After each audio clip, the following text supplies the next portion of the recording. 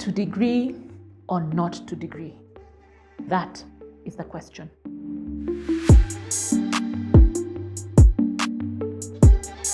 All right, so maybe I'm being a bit dramatic, but you guys are asking such questions, things that I could not even imagine saying in front of my mother. I mean, she was already so heartbroken when I told her I wouldn't do medicine. Anyway, focus, Winnie. The point is, you guys have options, valid, proven options, that a degree is not the only path to success. Let's get into it. So first up, why do people value degrees so much? Well, there is a backing for it. So first of all, there are better job prospects for people with degrees at the moment. A lot of employers tend to advertise jobs with a requirement for a degree, even for jobs that previously did not require a degree. For example, accounting. A while back, you could get into accounting with just a CPA, but today, they require you to have an accounting degree. Why? Well, one of the reasons is multitasking roles. While I want you to have that knowledge and skill of an accountant, I also want you to be able to do more within the organization. And this helps with lateral promotions and moving you about in the organization.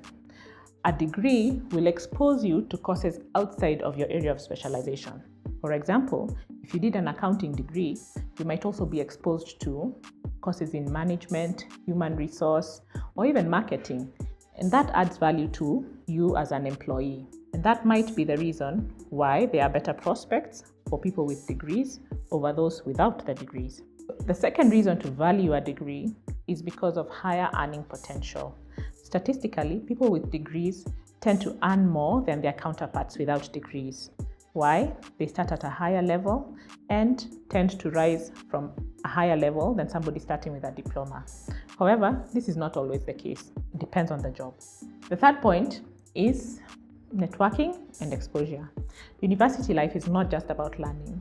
It's about the camaraderie and the friendships that you make that develop on to become networks that you can rely on as you grow in your professional career.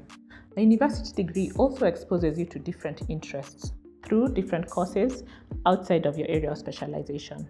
And this can actually help you in case you are undecided or you get into a job that is related to your specialization, but also to another field of study. Despite all this, a degree is not all sunshine and roses. There are downsides to it. One of the downsides is the cost.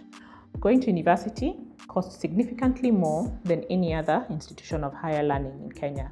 Now, for some of us, we have the benefit of our parents bearing the cost for us. And some of our parents would actually sell their right kidney to get you to that university and get you that degree. However, you might be wondering, is it really worth it?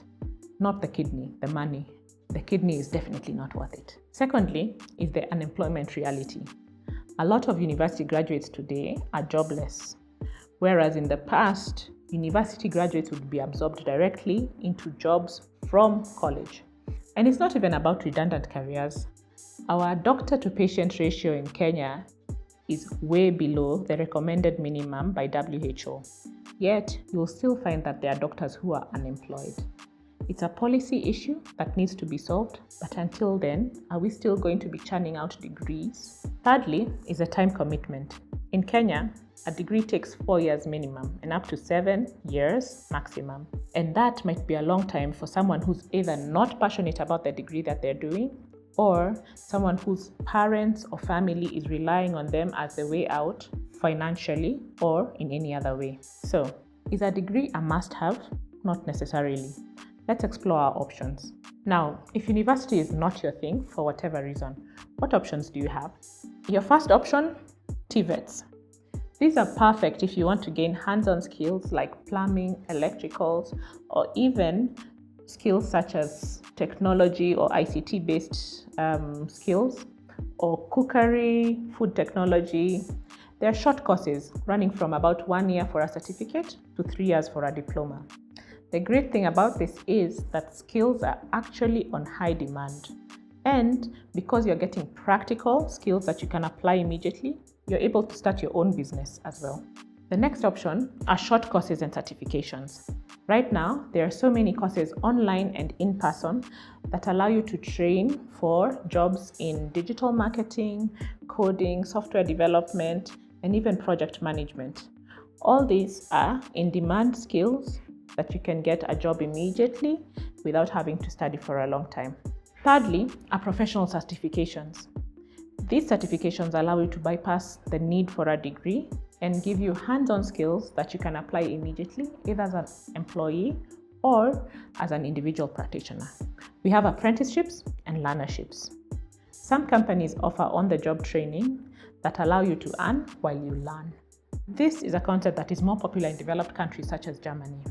But the good news is, Kenya recently passed policy that creates the environment for dual TVET learning, which is a partial classroom and partial on-the-job experience training that gives you certification at the end of it and allows you to immediately start working. And finally, there's those of us who choose to forgo higher education entirely and dive straight into entrepreneurship and freelancing. That's okay.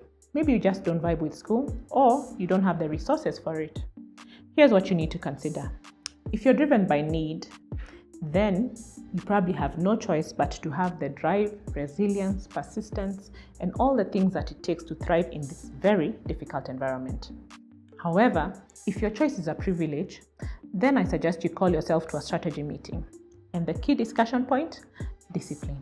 A lot of us quote Steve Jobs, Mark Zuckerberg, Bill Gates as people who succeeded without necessarily finishing school. And you're not wrong. However, what you need to realize is these people were in the process of learning and doing.